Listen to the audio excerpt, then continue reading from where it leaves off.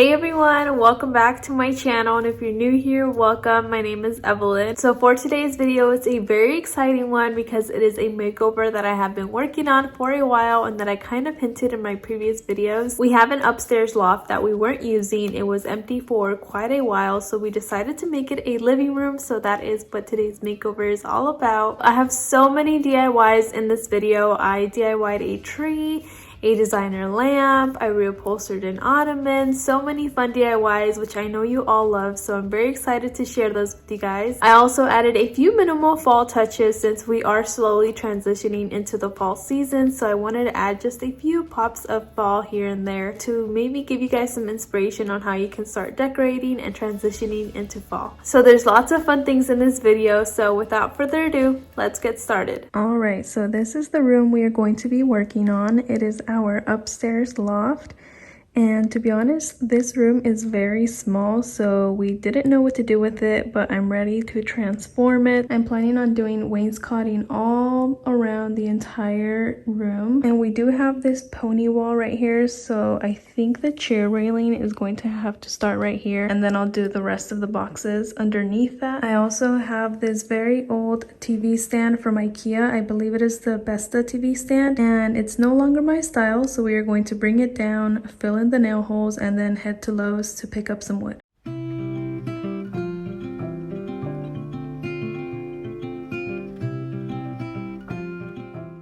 So we headed to Lowe's and I went with this chair railing. I believe I picked up 6 of them, and then I went with the same molding that I used for my entryway. Miles and miles of the clear blue skies.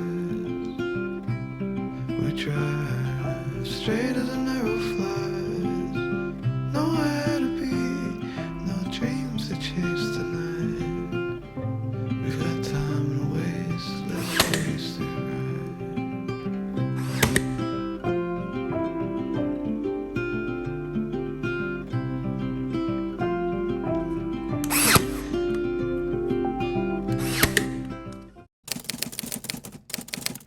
Okay, so it is the next day and I cut all the pieces of trim last night, and I had a few of you ask me how I measure the wall to get the correct amount of width for each box. So I'm going to show you how I do that right now.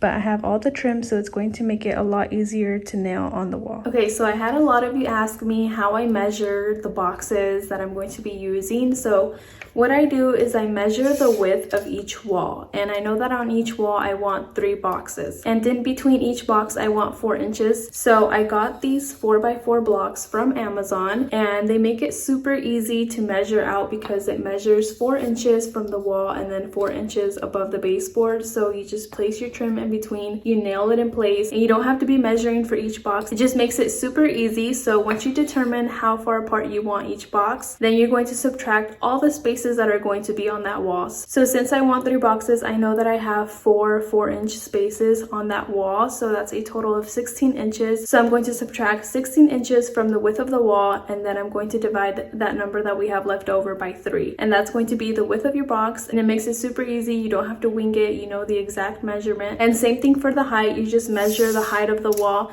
and you know there's going to be 4 inches above the box and 4 inches below the box, so that's a total of 8 inches. You subtract that from the height, and then that should be the height of your box.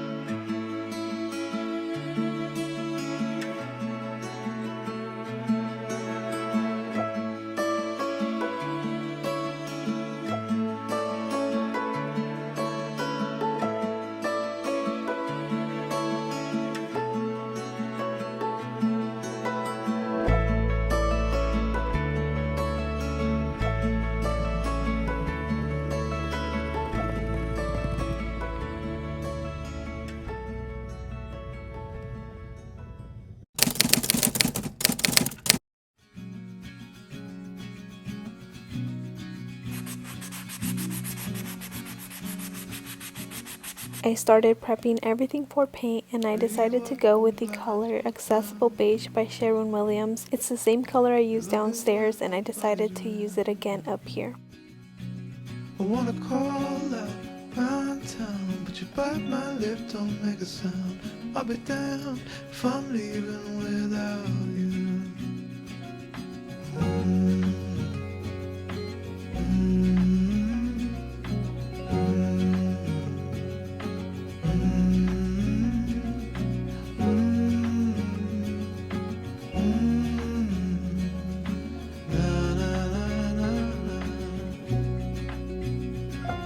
So give me a minute to catch my breath. Take what's yours, I'll take what's left. We used to come and have second best. Always fail to pass the test. I went with this beautiful rug that I found on Amazon, and I also switched up the light fixture to this one that I found on Etsy. It's so pretty, and it definitely switched up the vibe in this room. To know what I wanted, and now I do, and I will wait on you. I'm so excited to finally share that I have partnered up with Castlery for today's video. It is an absolute dream to be working with them, and they were so kind enough to gift me the Hamilton sofa and 2 of their Colette swivel chairs. If this is your first time hearing of Castlery, it is a modern furniture company that creates a story for every room in your home. So they offer timeless pieces. I had such a hard time picking out what items I wanted because everything was absolutely beautiful. It actually took me a couple weeks to finally make my decision, and they're able to offer these timeless pieces by using the highest quality raw materials to create pieces that are built for longevity, that are going to last you a long time, and that have multi-purpose use. Since it is a direct-to-consumer brand without middlemen, they are able to extend honest pricing and affordability to their customers. They also offer flat rate shipping, a 14-day return policy, and warranty coverage. So I know you will definitely be happy with your experience.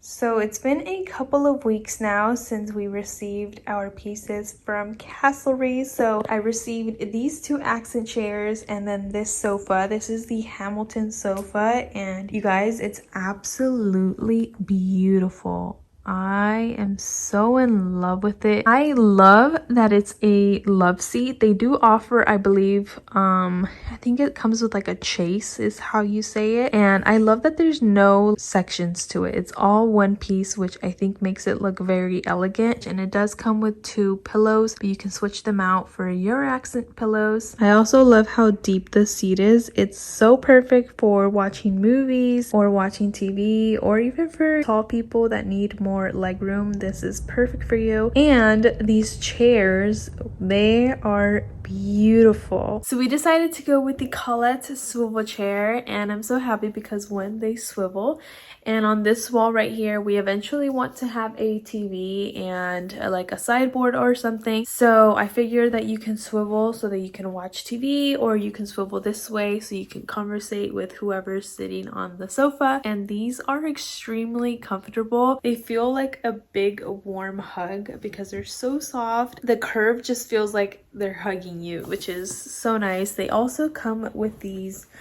pillows. So it's like this, and you can put it over, and it's like extra support, or you can remove it and add your own pillows, which is what I think I'm going to be doing. These also come in a different color. I believe the color is Teddy, and it's like this beautiful warm taupe color. And I was debating getting those, but I feel like it would have been too much brown because I did order some curtains from Amazon, and those are like a brown color, and the wall is like a warm beigey brown color. I didn't want to have too much brown going on, so I decided to go with these, and I figured that just having 2 different textures between the sofa and the chairs would be enough visual interest. So I'm so happy I went with these. They're beautiful, and what I love about Castlery is that they offer free fabric swatches. So if you're debating on which color you want to get, they will go ahead and send you some free swatches, so you can go ahead and get a swatch of this one or the taupe color one and make your decision decision. They also have a 14-day return policy, so if something doesn't work out in your space, then you can go ahead and return it. And I'm so grateful to be working with Castlery. They were a dream company of mine. So when I started YouTube, the one company I really wanted to work with was Castlery. So when they reached out, I was just so grateful and excited, not only to them for giving me this opportunity, but to you guys, because I wouldn't be here without you guys, and this wouldn't be happening without you guys. So thank you so much for supporting my channel and making things like this happen for me. It's such a dream. So I want to go over my plans for this room. So I actually got an Ottoman that I'm going to be reupholstering. I got it from Facebook Marketplace, and I got some fabric from Joann's. And as you can see, I have this little side table here that I also got from Facebook Marketplace. It's so beautiful. I'm not sure if it's vintage, but I loved this little knob right here.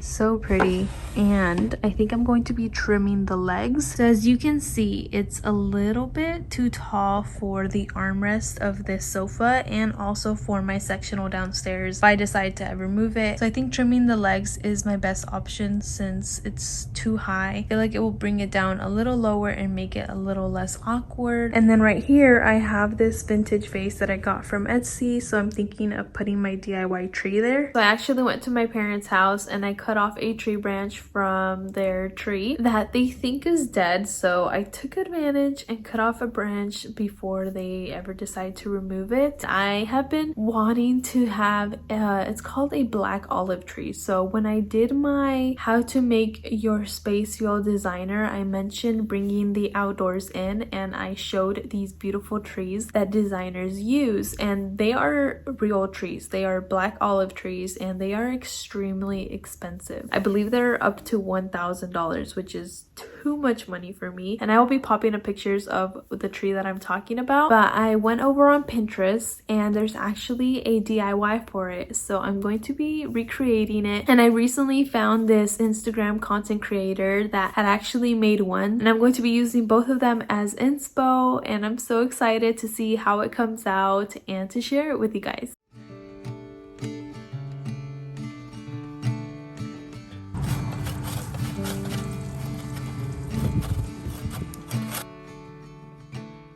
This has to be my absolute favorite DIY that I've done so far. So I picked up a tree branch from my parents' house. I got this bucket from Lowe's. This mortar mix is from Home Depot, and these stems are from Amazon. So this mortar mix I had from a previous DIY, so I just used the rest of it. I did decide to add more water this time to make it like a creamy milkshake. I stuck the tree in and I had it leaned against a wall so that it wouldn't move and it would dry nicely. So once it's completely dry, I started drilling holes, and I cut little clips of the stems to stick them into the holes. So basically you're just going to be drilling a bunch of holes and sticking the tree branches in there, and then later on I will explain kind of the overall shape that I went with. Tripped on love and fell, you shook me out my shell. Now I know you well.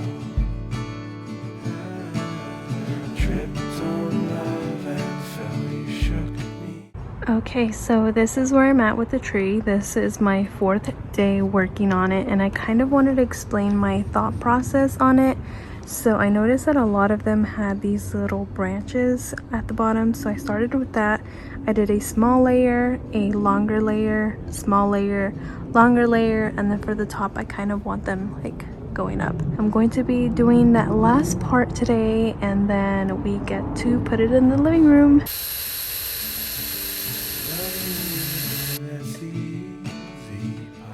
To secure all the stems in place, I went in with Gorilla Glue, so I took out each stem and just glued it in so that it wouldn't move. You can also use a hot glue gun, but I do think that's a little bit more messy. And then I took it upstairs and I put it in this vintage vase that I got from Etsy a while ago, and I stuffed it with some grocery bags. And I also picked up this Spanish moss from Michael's. It is my absolute favorite. Hopefully it lasts this time because I used this for my daughter's nursery tree and it was all over the place, so hopefully she doesn't mess with it this time.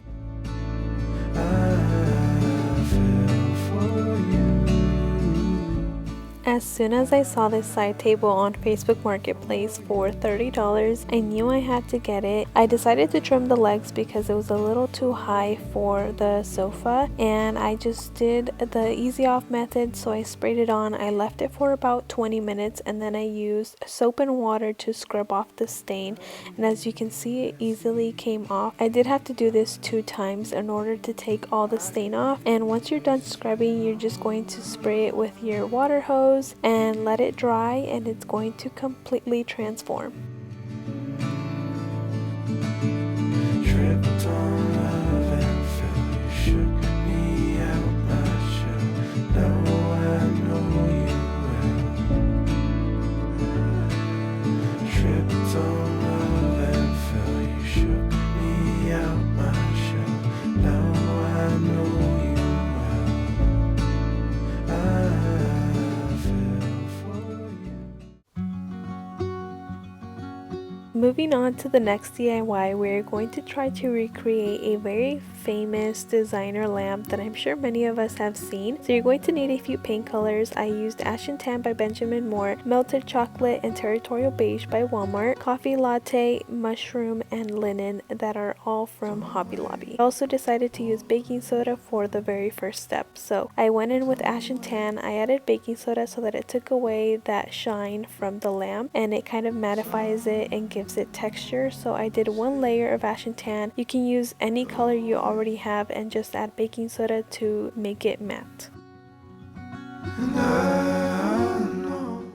I then started pouring all the other colors, and you will notice that I decided not to use the color Mushroom, so you don't necessarily have to get it. It was a little too gray for me. So the first step that I did was went in with Territorial Beige and Coffee Latte. I blended them, and then on top of it I was adding Melted Chocolate and blending it all together. And that's basically what I did throughout the lamp. Here and there I would add Linen to add a few light spots and visual interest.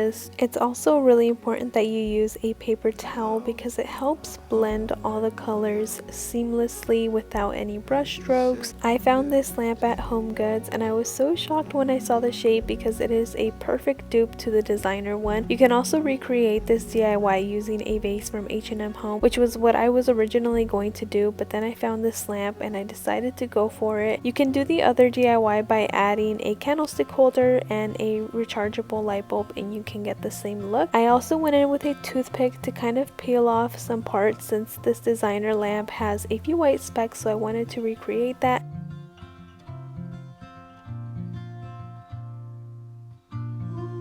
And then I painted this part black, and it wasn't really sticking on, so I added baking soda to the paint and it helped make it more opaque, and this is how it came out. I am so in love with it.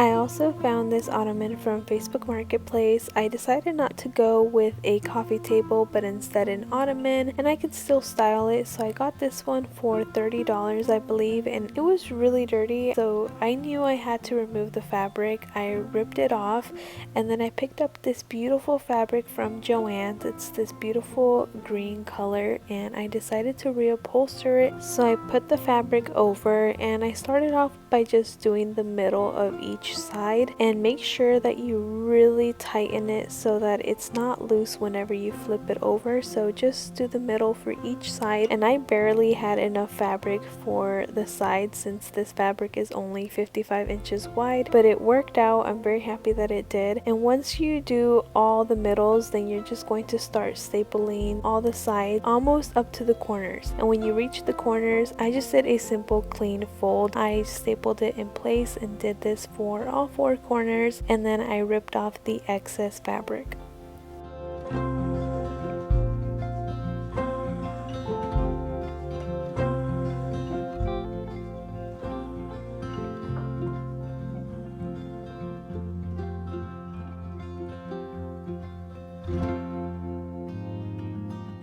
I bought these really pretty turned legs from Amazon, and they come with the cutest little caster wheels, and I thought they were perfect to add that vintage touch.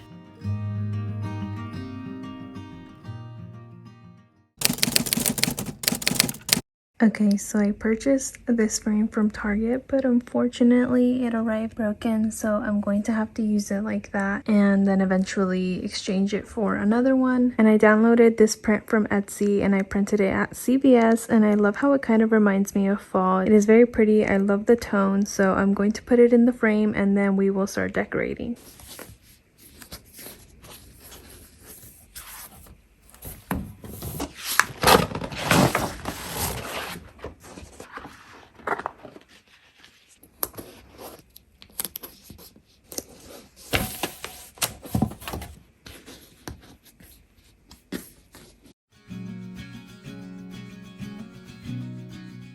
So a few days prior, I hung my curtains that I got from Amazon. They are from 2 Pages and I got them in the color taupe gray. I will have all the details listed down below in case you are interested. And then for the accent chairs, I wanted to add some brown tones for fall, so I added this throw blanket that I got from Pottery Barn, as well as this lumbar pillow that is from Target. And then right next to that in the corner, I added the side table that I got from Facebook Marketplace and the lamp that we DIY'd. And I haven't found the perfect lampshade for it. I wasn't a fan of the one that I came with, so I'm going to be using this one that I got from Walmart. It is a little bit too small, but it's perfect for now until I find the perfect one. And then right next to that, I added 2 coffee table books. I added Live Beautiful and A Place to Call Home, again with the brown tones for fall. And then I topped it off with this cute candle holder that I got from Hobby Lobby a while back.